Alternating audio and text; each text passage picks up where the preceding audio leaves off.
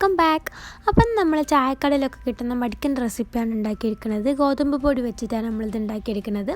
മൈദൊക്കെ ഇഷ്ടമില്ലാത്തവർക്കാണെങ്കിൽ ഇതെന്തായാലും ഇഷ്ടപ്പെടും. അപ്പോൾ എല്ലാവരും ട്രൈ ചെയ്ത് നോക്കാം. അപ്പോൾ ഇതെങ്ങനെ ഉണ്ടാക്കുന്നത് നോക്കാം.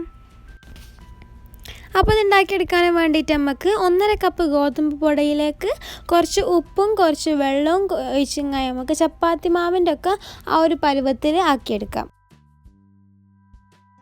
അപ്പോൾ അതാക്കണ ഈ ഒരു ഇതിലായിട്ട് കിട്ടണം കേട്ടോ. ഇനി നമുക്കിത് ഓരോരോ ബോളാക്കി മാറ്റിയെടുക്കാം കേട്ടോ.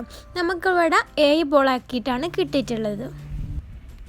അപ്പം ഇനി നമ്മൾ ഇതാക്കുന്നത് നല്ലോണം പരത്തിയെടുക്കണം. നമ്മളിവിടെ ചപ്പാത്തിയൊക്കെ പരത്തുന്ന മാതിരി നൈസാക്കിയിട്ടാണ് പരത്തിയെടുക്കേണ്ടത്. അപ്പോൾ അത് പരത്തിയെടുക്കുമ്പോൾ നമ്മൾ പൊടി ഇട്ട് കൊടുക്കുന്നത് അരിപ്പൊടിയാണ്.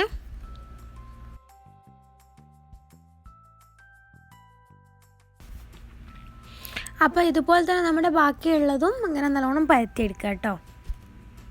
ഇപ്പോൾ എല്ലാം നമ്മൾ നൈസായിട്ട് പരത്തിയെടുത്തിട്ടുണ്ട് കേട്ടോ. ഇനി നമുക്കൊരു പാത്രത്തിലേക്ക് കുറച്ച് നെയ്യ് എടുത്തിട്ടുണ്ട് കേട്ടോ. എന്നിട്ട് അതിലേക്ക് 1/4 ടീസ്പൂൺ മഞ്ഞൾപ്പൊടിയും കൂടി ഇട്ടിങ്ങനെ നല്ലോണം ഒന്ന് മിക്സാക്കി എടുക്കാം. ഇനി നമ്മൾ പരത്തി വെച്ചിട്ടുണ്ട് അതിൻ്റെ നമുക്ക് ഈ നെയ്യും മഞ്ഞൾപ്പൊടിയും ഇട്ട് മിക്സാക്കി വെച്ചത് നല്ലോണം അങ്ങ് തേച്ച് കൊടുക്കാം. നല്ലോണം ഒന്ന് തേച്ച് കൊടുത്തതിന് ശേഷം നമുക്ക് അടുത്ത ലെയറും വെച്ച് കൊടുത്തെങ്കിൽ ബാക്കിയുള്ളതും ഇങ്ങനെ ചെയ്തെടുക്കാം. ഇനി നമുക്കിത് റോൾ ചെയ്തെടുക്കാം. അതിന് വേണ്ടിയിട്ട് ഒരു സൈഡിൽ നിന്ന് ഇതുപോലെ പിടിച്ചിട്ട് അങ്ങ് റോൾ ചെയ്തെടുക്കാം. എന്നിട്ട് അവസാനമായിട്ട് ഇതുപോലെ കുറച്ച് അരിപ്പൊടി ഇട്ട് കൊടുത്തെങ്കിൽ ഇതുപോലെ മെല്ലെ ഒന്ന് റോളാക്കി എടുക്കുന്നുണ്ട്. ഇനി നമുക്കിതുപോലെ ഓരോരോ പീസാക്കി കട്ട് ചെയ്തെടുക്കാം.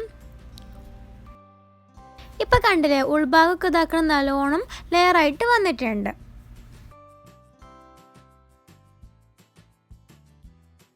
ഇനി നമുക്ക് കട്ട് ചെയ്ത് വെച്ചിട്ടുള്ള പീസ് ഇതുപോലെ നമുക്ക് ചെറുതായിട്ടൊന്ന് പരത്തിയെടുക്കാം.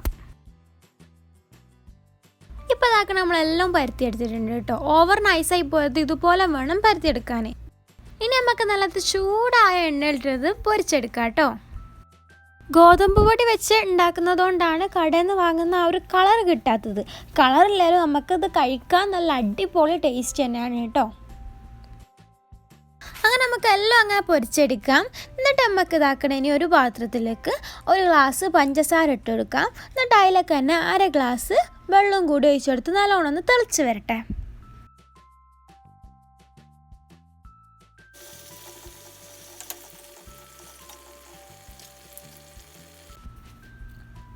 നല്ലോണം തിളച്ച് വന്നാൽ നമുക്ക് ഫ്ലെയിം ഓഫ് ചെയ്യാം കേട്ടോ.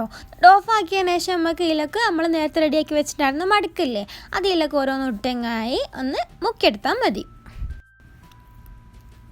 അപ്പോൾ ഇത്രേ പണിയുള്ളൂ. ചായക്കടയിൽ കിട്ടുന്ന അതേ ടേസ്റ്റിലുള്ള മടുക്ക് ഇവിടെ റെഡി ആയിട്ടുണ്ട്. കളറില്ലാലും ടേസ്റ്റ് അടിപൊളിയാണ്. അപ്പോൾ എല്ലാവരും എന്തായാലും ട്രൈ ചെയ്ത് നോക്കാം. ട്രൈ ചെയ്ത് നോക്കിയിട്ട് ഫീഡ്ബാക്ക് കമൻറ്റ് ബോക്സിൽ അറിയിക്കുക, ഫോട്ടോസ് അയച്ചു തരിക. അപ്പം വീഡിയോ ഇഷ്ടപ്പെട്ടാൽ ലൈക്ക് ചെയ്യാനും സബ്സ്ക്രൈബ് ചെയ്യാനും മറക്കരുത് കേട്ടോ. മറ്റൊരു വീഡിയോ വരുന്നതുവരേക്കും ബൈ.